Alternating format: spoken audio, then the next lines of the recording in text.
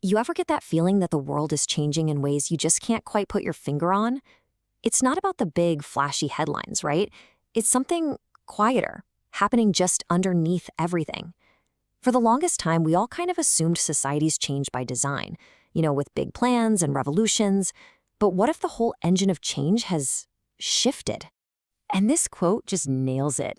The really deep shifts happening in our society, they're not always showing up with a big bang anymore. Instead, it's happening quietly. It's the fundamental ideas we all take for granted being slowly, almost invisibly replaced. That's the core idea we're going to dig into. So to really get a handle on what's new, we've got to first look back at the old model. The traditional way we've always thought about how society is put together. Okay, think of it this way. For ages, there was what you could call a social operating system. All our institutions, our laws, our cultural norms.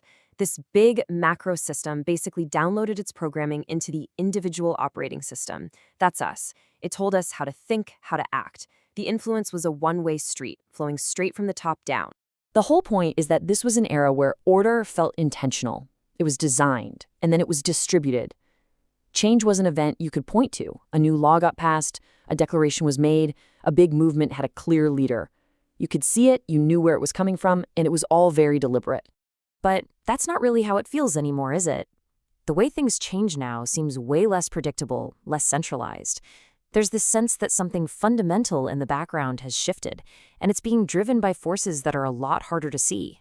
See, the big drivers of change aren't just these huge, loud events anymore. Now, all the momentum is coming from these tiny, micro-level behaviors. I mean, just think about how a new phrase can just explode across the internet. It's in a million small choices we make, where we all collectively decide to put our attention, the new ways we start talking to each other, and even, maybe most powerfully, the things we all collectively decide not to say. And this slide right here, this is the heart of the new model. That flow of influence, it is absolutely not a one-way street anymore. See that arrow? It points both ways now. Our individual actions, our little choices, when you add them all up, are actively reshaping and rewriting the big social OS in real time. It's become a feedback loop, a constant conversation going both ways. There's actually a name for this mechanism: interference. Now, don't think of interference as a bad thing, like static. Think of it more like ripples in a pond. When two sets of ripples overlap and interact, they create these incredibly complex new patterns. That's what's happening. It's this constant, resonant feedback between us as individuals and the larger social system, where countless tiny signals add up to create these massive and often totally unintended effects. So if we really want to understand what's happening today, these are the new keywords we need. It's not about top-down plans. It's about the interference between these two systems. It's about the accumulation of millions of our tiny actions. And it's about the gradients that form because of it all. Gradients.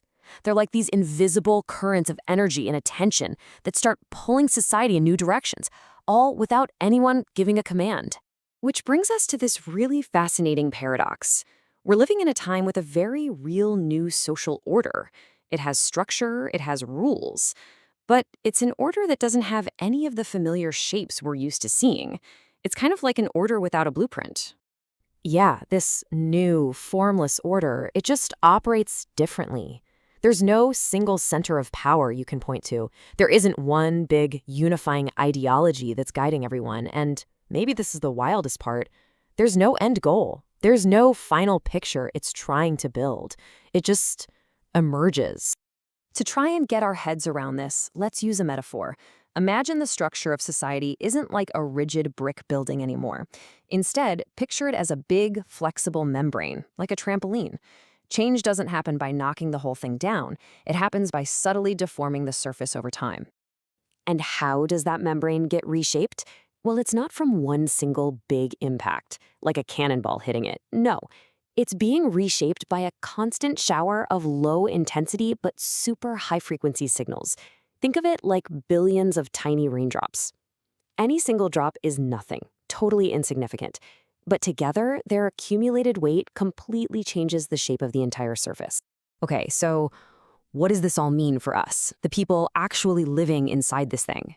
This huge structural shift has some really profound implications for how we understand our world. It actually changes the function of concepts we used to think were set in stone. So, in a world where order just kind of bubbles up from the bottom, things like laws start to act differently. They often become these reactive layers that just try to catch up and formalize a reality that has already shifted, instead of causing the shift. And ethics? It becomes less about a fixed set of rules handed down from on high. It's more about, well, what are the right conditions we need to create to keep this whole system in a healthy, sustainable state of interference? And maybe this is the biggest takeaway of all.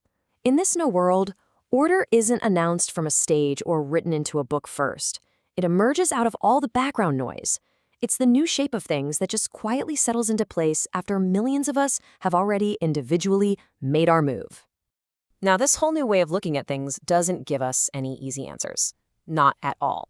In fact, it leaves us with some really deep questions. If society is just an emergent property of all of us, what does that make us? Are we actually agents of change, making intentional choices? Or are we more like observation points, just carrying a certain social energy, a gradient? And when things go haywire, how do you even talk about responsibility in a system that has no real center? And that's really the whole point. The goal here isn't to give you a final, neat conclusion. It's to offer a different lens, a new tool to maybe see the underlying structure of the changes we are all feeling. It has to end with questions, because in a world that emerges, maybe the most valuable thing we can have is simply a clearer way to watch it happen.